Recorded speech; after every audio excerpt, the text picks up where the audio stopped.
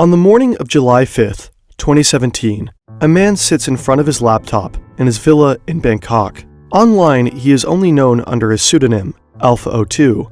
He is a multimillionaire, lives a luxurious life, and drives expensive cars. He feels safe in Thailand. Suddenly, he hears a loud bang in front of his house. A woman crashed her Toyota Camry into his front gate. He leaves everything behind and runs out of his house to the scene of the accident. A mistake with serious consequences. The driver is an agent of the Royal Thai Police Force. FBI and DEA investigators have been waiting for this moment for months. Authorities from 7 countries have worked relentlessly towards this day. Will the hunt for the king of the dark web finally come to an end?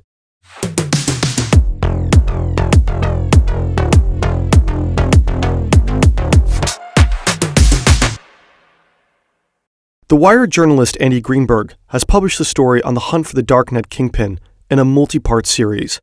Additionally, there is a phenomenal Darknet Diaries episode on Operation Bayonet, which is covered in Chapter 3 of this video. You can find both links in the description.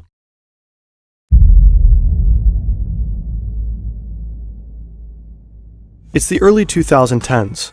The dark web is picking up speed. The promises of anonymity and privacy are attracting more and more people.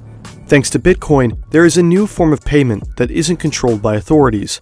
It's become easier than ever for criminals to sell their products online at a massive scale.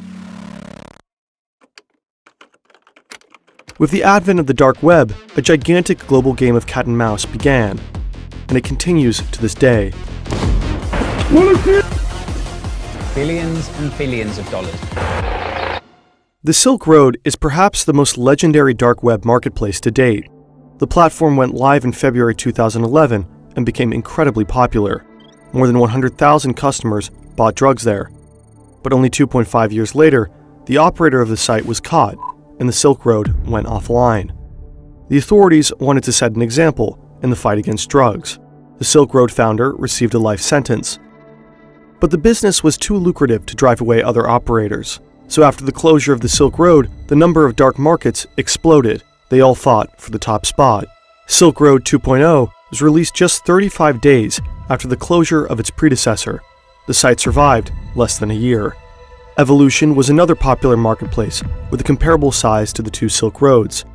To buy things on Evolution, you had to pay Bitcoin to an account on the platform, a kind of dark web escrow account.